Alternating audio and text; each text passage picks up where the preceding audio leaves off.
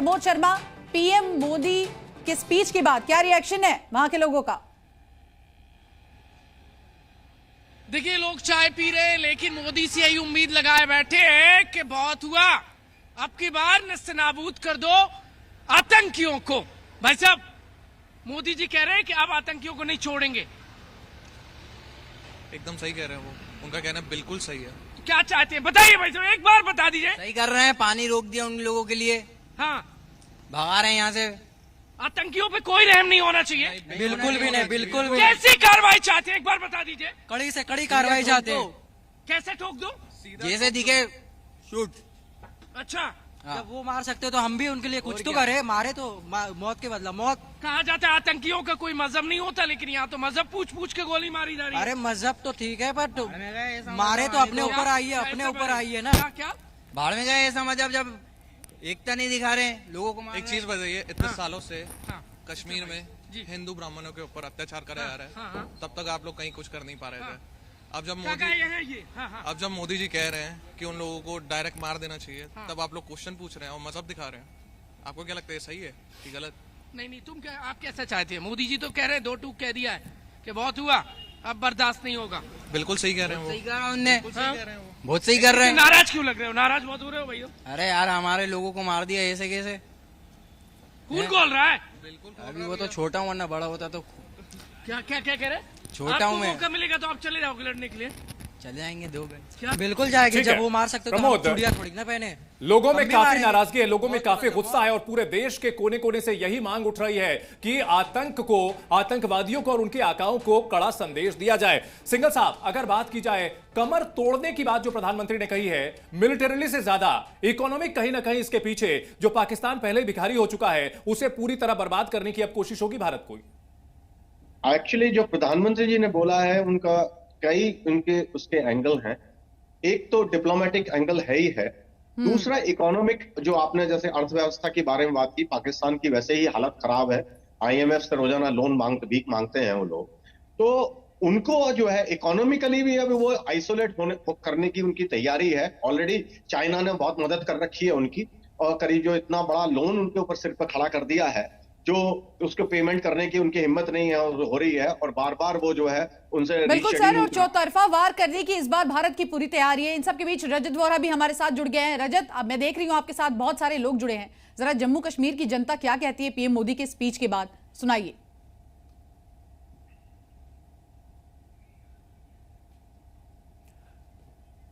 रजत, आपको मेरी आवाज मिल रही है? तो रजत के पास हम जाएंगे, लेकिन इस वक्त की बड़ी खबर, प्रधानमंत्री नरेंद्र मोदी का आतंकियों को और आतंक के आकाओं को सीधा कड़ा संदेश। भारत की आत्मा पर हमला हुआ है और जिन्होंने हमला किया है वो बचेंगे नहीं। जिन्होंने उंगलियां दबाई है उन हथियारों पर, उन उंगलियों को काटा जाएगा। लेकिन जिन लोगों ने ये साजिश की पूरी प्लानिंग की है, भारत की आत्मा पर हमला किया है, उन्हें मिट्टी में मिला दिया जाएगा। और पीएम के इस ऐलान के बाद पाकिस्तान में दहशत है, जैसा कि हमने तस्वीरों में भी दिखाया। वहां के प्रधानमंत्री शहबाज शरीफ के घर के बाहर हलचल काफी तेज हो चुकी है। अभी तक भारत की ओर से मिलिटरली कुछ भी नहीं कहा गया है। नयन साहब, मिलिटरली अभी किसी तरह के एक्शन की बात नहीं कही गई है, क्योंकि वो एक गोपनीय चीज है, सेनाएं तय करेंगी। लेकिन ये दहशत जो है वो साफ साफ नजर आ रही है पाकिस्तान में। बिल्कुल ठीक कह रहे हैं आप। देखिए, हमारी भारतीय सेना, नौसेना हो, एयरफोर्स हो, आर्मी हो, सबको हाई अलर्ट पे कर दिया गया है। सब अपनी अपनी तैयारी पे पूरी तरीके से लग चुके हैं। और जहां तक सवाल है पाकिस्तान का, वो घबराहट आपको साफ दिखाई दे रही है, क्योंकि जो जम्मू कश्मीर के अंदर इनका एलओसी के साथ में 10 कोर है, उनको इन्होंने पूरा डिप्लॉय कर दिया है। पूरी आर्टिलरी को इन्होंने आगे मूवमेंट करना शुरू किया है कल से।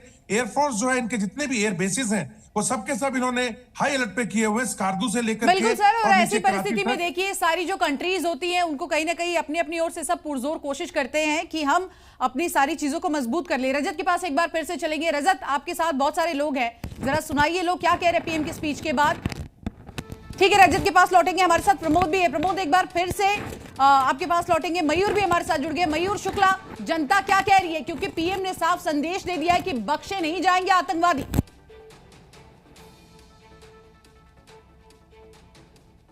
कोलकाता में भी कल से हम देख रहे हैं प्रोटेस्ट शहर में हो रहा है। आज भी कई तस्वीरें देखने को मिली, लेकिन लखनऊ के कुछ लोग हैं हमारे साथ। सर, इतना बड़ा घटना हो गया पहलगाम में, प्रधानमंत्री कह रहे हैं कि हमारी आत्मा पर उन्होंने हमला किया, अब उनको छोड़ेंगे नहीं। आप कैसे देखते हैं प्रधानमंत्री के इस बयान को? जी हाँ, बिल्कुल हम प्रधानमंत्री जी के इस बयान से बिल्कुल संतुष्ट हैं। जैसा कि हम ट्रैवल ट्रेड से आते हैं, ट्रैवल व्यापार, ट्रैवल जगत से हम आते हैं। आपका भी नुकसान हो रहा है इधर? जी बिल्कुल, ये तो सीधा जो भी आतंकियों ने हमला किया है टूरिस्टों पे, वो तो सीधा एकदम टूरिज्म पे हमला किया है। तो उससे जितने भी पर्यटक हैं इस समय जो मौजूदा स्थिति है, सब लोग इस समय डरे हुए हैं और जाने के लिए बहुत घबरा रहे हैं। जैसा हमारे देश के प्रधानमंत्री जी जब से 2014 से आए हैं तो कश्मीर में टूरिज्म बढ़ रहा था और लोगों का जाने का बहुत मन कर रहा था, जैसे कि युवा आफ्टर मैरिजेस या समर वेकेशंस होते थे। तो लेकिन आप कहीं ना कहीं डर का माहौल, आपको लगता है कि सर अभी आपको जाने का ऑफर दिया जाए तो आप वहां पे जाएंगे कि घर में बैठेंगे, अपने टिकट कैंसिल करा देंगे? फिलहाल तो अभी जाने से परहेज करेंगे हम।